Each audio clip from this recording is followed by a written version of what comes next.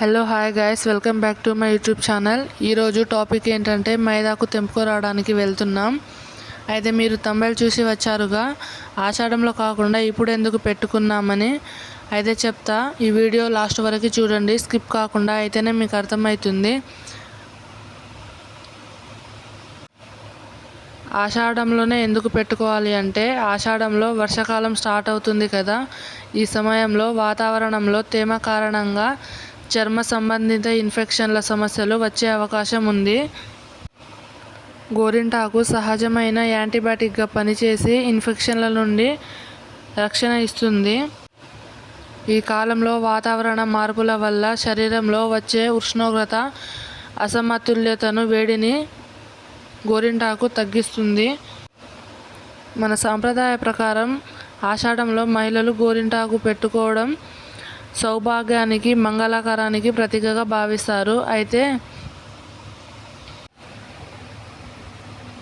చూడండి, ఇక్కడ మైదాకు మిక్సీ పడుతున్నాను.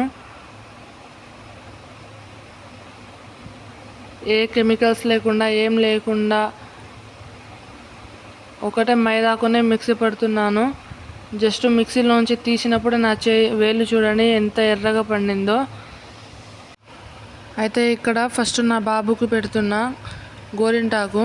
చిన్ని కాళ్ళకు, చేతులకు ఎర్రగా పండితే చాలా క్యూట్గా కనిపిస్తారు కదా చిన్నపిల్లలు. అయితే మేము ఆషాఢంలో కాకుండా ఇప్పుడు ఎందుకు పెట్టుకున్నామంటే, మాకు దగ్గరలో ఉన్న చెట్టుని కొట్టేశారు. దానికి పక్కకి ఇంకో చెట్టు ఉన్నది, దానిపైన వేరే వాళ్ళు తెంపుకు వెళ్ళారు.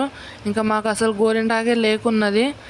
అయితే మాకు దగ్గరలో లేకపోవడం వల్ల వేరే వాళ్ళ చెట్టుకి వెళ్ళి తెంపుకొని వచ్చినాం.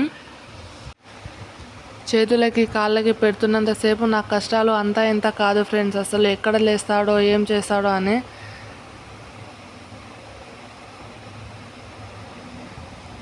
సేమ్ షూస్ లాగా పెట్టేసిన.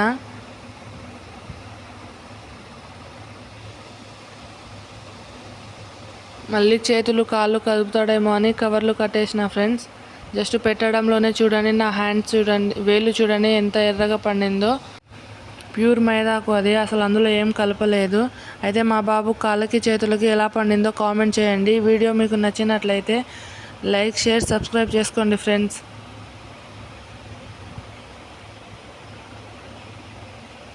చాలా ఎర్రగా పండింది.